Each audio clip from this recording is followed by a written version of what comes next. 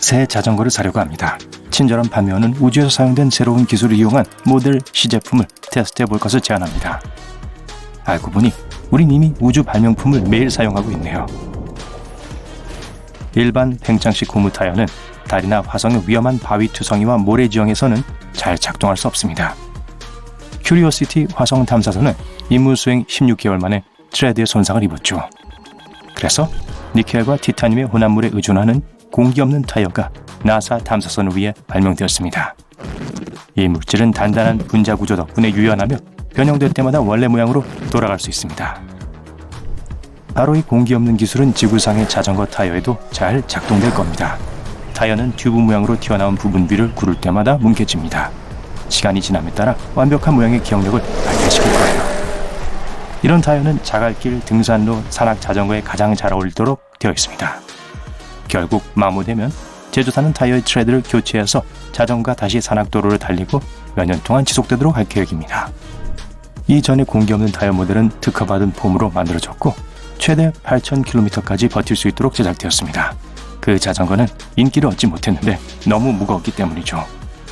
새로운 모델은 이 문제를 해결하고 세상에 혁신적이고 가볍고 내구성이 뛰어난 타이어를 제공하고자 했습니다. 동일한 기술은 전 지형 차량과 트럭 타이어, 고성능 스포츠, 상업용 항공기, 심지어 수색 및 구조 임무에도 사용될 수 있습니다. 매일 밤 사용하는 편안한 메모리 폼 매트리스도 나사에 감사하세요. 1966년 메모리 폼 뒤에 숨겨진 원래 아이디어는 우주 비행사의 좌석이 이륙과 착륙 중 받는 중력 가속도의 영향을 완화하기 위한 것이었습니다. 매 비행마다 맞춤형 좌석을 만드는 것은 너무 비현실적이었는데 메모리 폼은 이에 대한 완벽한 해결책이 되었죠. 그건 쉽게 우주 비행사의 체형에 적응했고 사용하지 않을 때는 다시 휴식 상태로 돌아갔습니다. 메모리 폼은 1980년대 초에 일반 대중이 사용할 수 있게 되었고 현재 매트리스와 베개부터 놀이공원 놀이기구, 말한장, 축구 헬멧 라이너 이르기까지 다양한 제품에 사용되고 있습니다. 렌즈는 예전엔 갈고 닦은 유리로 만들어졌습니다. 1972년 새로운 규제로 인해 제조업체들은 렌즈가 깨지지 않게 만들기 위해 플라스틱으로 눈을 돌리게 됐죠. 새 렌즈는 긁히기 너무 쉬웠어요. 그래서 나사의 다이아몬드 하드 코팅 발명은 우주 비행 헬멧과 다른 플라스틱 항공 우주 장비들에 유용하게 되었습니다. 이 새로운 기술은 더욱 발전하여 스크래치에 강한 플라스틱 생산에 사용되었습니다. 이것은 현재 미국과 전 세계에서 대부분의 선글라스, 처방 렌즈, 그리고 안전 렌즈에 사용되고 있습니다. 다음번에 더스트바스터 차량 진공 청소기로 자동차 내부를 청소할 때 나사와 아폴로 우주 임무에 감사하세요. 그들은 달 표면 아래에서 샘플을 추출할 수 있는 휴대용 독립된 드릴을 고안하고자 했습니다. 그들은 최적의 모터 전력을 생산하고 전력 소비를 최소화하는 컴퓨터 프로그램을 개발했습니다. 이 프로그램은 나중에 배터리로 구동되는 수많은 가정용 기기를 만드는 데 활용되었습니다. 그중 가장 대표적인 것은 더스트버스터라는 원래 이름에 코드 없는 미니 청소기였습니다. 그 이름은 전혀 그렇게 들리지 않지만 우주 담요는 사실 나사 연구의 결과물입니다. 보통 금색이나 은색으로 가볍고 복사율을 최대 97%까지 반사할 수 있습니다. 그것은 체내의 열 손실을 줄이고 우주에서 따뜻하고 편안하게 지내기 위해 필요한 것이었죠. 이 물질은 원래 우주선의 외부 표면을 위해 고안되었습니다. 요즘엔 마라톤 선수들이 경기가 끝난 후 체온을 조절하기 위해 이런 담요로 몸을 감싸는 걸 볼 수 있습니다. 보통 달리기를 멈추면 체온이 바로 떨어집니다. 나사의 또 다른 발명품은 알루미늄 처리된 폴리에스테르로 만들어진 레디언트 베리어라는 단일재입니다. 매우 추운 공간 온도에서 살아남기 위해 고안되었으며 현재 대부분의 주택에서 단열재로 사용됩니다. 나사에 크게 개선된 동결 건조 기술은 아폴로 임무에서 더 많은 간식을 포장하기 위해 만들어진 것이 아닙니다. 원래 아이디어는 음식을 익혀서 그것을 낮은 압력으로 얼리고 얼음 결정을 제거하기 위해 진공 체인버에서 천천히 가열하는 것이었습니다. 음식을 정상으로 되돌리려면 물을 넣기만 하면 됩니다. 이 기술 덕분에 음식은 영양가의 98%를 원래 무게의 단 20%에 유지합니다. 동결 건조는 배낭 여행 계획, 재난구호 프로그램, 그리고 짐을 가볍게 하면서도 적절한 영양분을 섭취하는 누구에게나 큰 도움이 됩니다. 멀리서 온도를 확인할 수 있는 적외선 온도계도 나사의 지원으로 개발되었습니다. 마치 별과 행성의 온도를 측정한 것처럼 고막에서 방출되는 열 복사를 측정합니다. 각 장치엔 물체에서 나오는 빛을 방사선을 전기 신호로 변환한 다음 디스플레이에서 볼 수 있는 온도로 변환하는 특수 검출기로 초점을 맞추는 렌즈가 있습니다. 다양한 용도로 사용되고 있는데 기계 및 전기 시스템의 고온 모니터링에서 공공장소 방문객의 체온 확인에도 활용됩니다. 1960년대 초 비행기 조종사들의 헤드셋은 정말 부피가 컸습니다. 종종 의사소통을 위해 휴대용 마이크를 사용했습니다. 나사는 임무 중 통신을 보장할 수 있는 더 신뢰할 수 있고 보다 가벼운 기술이 필요했습니다. 특히 비상시에 대비했어요. 그들은 비행기 조종사들에게 아이디어를 얻었어요. 겨우 11일 후에 연구팀은 우주 비행사들이 서로 그리고 지구와 소통하기 위해 사용할 수 있는 마이크 헤드셋 장치를 고안해냈습니다. 헤드셋은 나중에 개선되었고 머큐리와 아폴로 임무에 사용되었습니다. 세계는 닐 암스트롱이 달에 착륙했을 때 무선 헤드셋 덕분에 그의 명언을 들을 수 있었습니다. 오늘날 우리가 사용하고 있는 개선된 버전은 나사 덕분이에요. LED 기술에 대한 아이디어는 1980년대 후반으로 거슬러 올라갑니다. 그 당시 나사는 우주에서 식물을 기를 방법을 찾고 있었습니다. 밀과 빨간색의 LED를 사용하여 기술을 테스트했죠. 처음엔 성공하지 못했지만 파란색 형광등을 사용하여 문제를 해결했습니다. 한 인간에겐 작은 한 걸음이지만 인류에겐 위대한 도약이다. 달의 표면에 발을 디딘 최초의 인간 닐 암스트롱이 한 말이에요. 그는 버즈 올드린과 함께 달 표면에서 2시간 반을 보냈어요.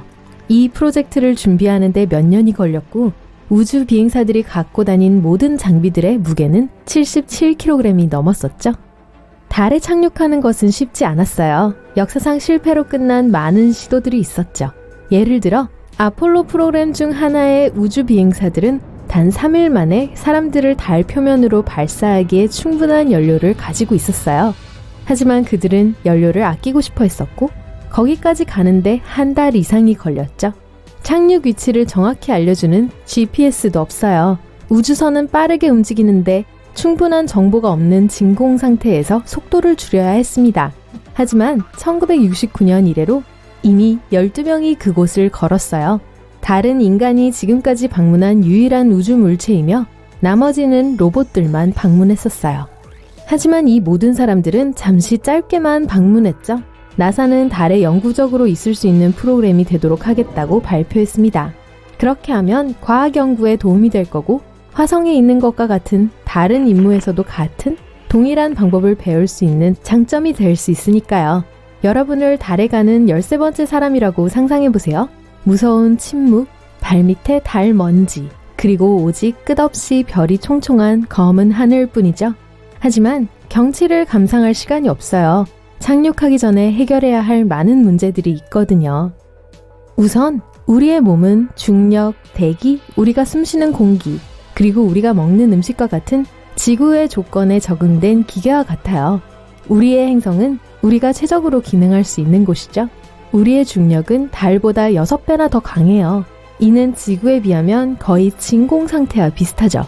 여러분이 뭘 하든지 그런 상황에서 숨을 참는 건 현명하지 않을 거예요. 진공이 여러분 몸에서 공기를 잡아당겨 낼 테니까요. 여러분 몸에 아직 있던 산소는 체액과 함께 팽창하게 되는데요. 그렇게 되면 혈관과 장기 조직이 밀려나게 됩니다. 여러분의 몸, 다리, 팔은 모두 현재의 모양을 잃고 풍선처럼 부풀어 올라 정상 크기의 2배가 될 거예요. 그런 상태로 오래 있으면 살아남지 못할 거고요. 하지만 폭발하진 않을 거예요. 피부는 탄력이 매우 좋아서 몸을 같이 붙들고 있을 수 있거든요. 여러분 몸에 노출된 액체는 증발하게 될 거예요. 눈 표면, 피부 모두 끓게 되죠. 침은 말 그대로 혀 안에서 끓게 될 거예요. 하지만 피는 여전히 액체 상태로 있을 거예요. 혈관벽이 끓는 걸 막아주거든요. 대기도 없고 산소도 없어요. 폐에 이미 있던 산소는 빠르게 없어지고 숨을 쉴 수 없게 되죠. 만약 장기가 보통 혈액에 의해 몸의 다른 부분으로 전달되던 산소를 더 이상 공급받지 못하게 되면 뇌가 작동을 멈추기 때문에 기절하게 될 거예요. 이 모든 과정은 15초 안에 일어납니다. 뇌의 기능을 유지할 수 있도록 혈액에 남아있는 산소를 사용할 수 있는 몸이 가진 시간은 이 정도예요. 그런 식으로 더 오래 있게 된다면 그럼 끝이에요. 오존층도 없고 강한 자기장도 없어요. 달의 대기는 지구 대기의 가장 높은 층과 밀도가 비슷해요. 그곳에는 국제우주정거장이 있죠. 그렇다는 건 우리 몸이 그리고 지구를 둘러싼 충돌이 지금 우리를 안전하게 지켜주고 있어서 우린 못 느끼지만 이 모든 위험한 전리 방사선에 노출된다는 걸 의미해요. 지구에서 우리의 근육과 뼈는 중력에 저항하도록 조정되어 있어요. 중력이 없다면 우린 근육을 잃기 시작하고 뼈는 점점 약해질 거예요. 마치 지구상에서 가장 슬픈 동물처럼 보이는 해양 생물인 블로브피쉬와 같게 될 거예요. 이 물고기는 바다 깊은 곳에서 살아요. 아래에서는 다른 물고기들과 비슷해 보이지만 약간 더 무서워 보이죠? 하지만 신선한 공기로 나가게 되면 납작해져서 몸 전체가 이상한 슬픈 푸딩처럼 보이게 될 거예요. 이 모든 건 압력 차이 때문에 일어나는 거예요. 기압의 급격한 변화 때문에 우리가 달에 가면 블로브피쉬처럼 될 수 있어요. 여러분의 몸을 하나로 묶어줄 압력이 없으니까요. 지구에서는 공기 기둥은 신체 전체 표면에 대략 15톤에서 20톤의 질량으로 누르고 있어요. 우린 이 공기 기둥이 모든 면에서 똑같이 몸을 누르고 있기 때문에 이걸 알아차리지 못해요. 여러분 몸 안에도 공기가 있어요. 내부 압력은 대기와 동일해요. 그리고 달 표면에서는 그걸 지지해줄 외부로부터의 압력이 없죠. 저 위는 또 엄청 추워요. 온도는 낮에는 120도에서 밤에는 마이너스 133도로 급격히 변해요. 달에서의 하루는 지구 날로 29일간 지속되어 그 말은 14.5일을 견딜 수 없는 빛 속에서 보내다가 그 후 14.5일 동안은 무서운 우주의 어둠 속에서 지내게 된다는 걸 의미하죠. 여러분의 몸은 결국 우주의 다른 장소들과 마찬가지로 밤이면 꽁꽁 얼 수 있어요. 여러분이 정확히 어디에 있느냐에 따라 12시간에서 26시간 내에 이런 일이 일어날 거예요. 아니면 만약 보편적인 오후에 달을 방문한다면 여러분은 바삭바삭 타버릴 거예요. 아폴로 11호가 했던 것처럼 새벽에 오는 게 더 나아요. 달의 표면은 아직 그렇게 춥지 않고 극도로 따뜻해질 충분한 시간이 없는 때죠. 만약 이 모든 것에서 살아남았다고 해도 매년 수백만 개의 유성 충돌이 일어나고 있어요.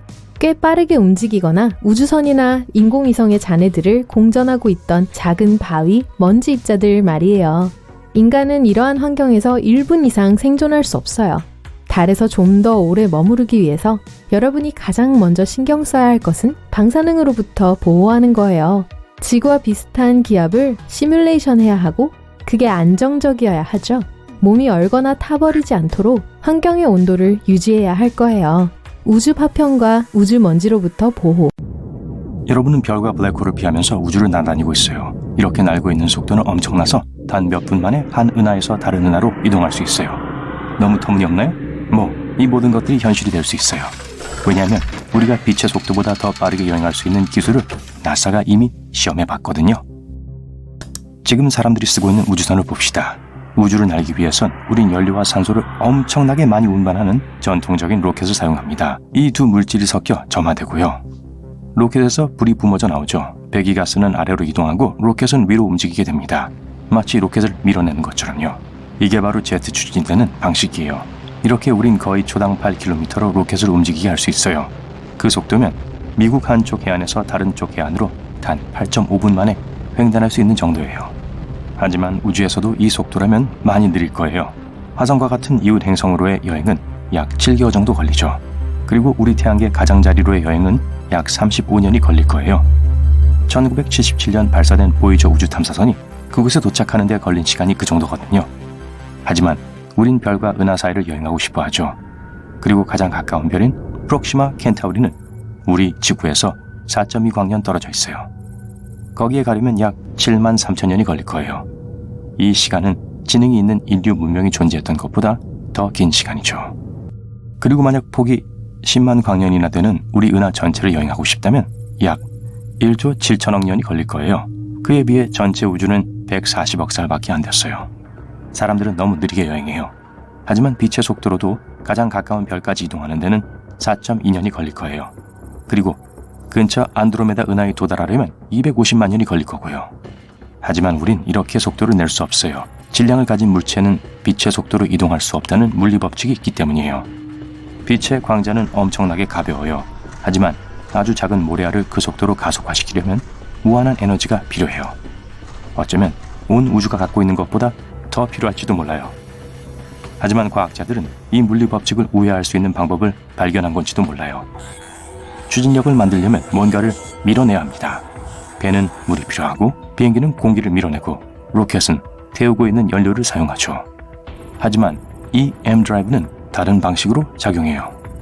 전자레인지에 있는 것과 같은 강력한 자전관이 이 원뿔로 파동을 보내요. 이것은 공명기예요. 내부의 파도를 한쪽 벽에 튕겨나가게 해서 다른 쪽 벽에 부딪히게 만드는 거예요.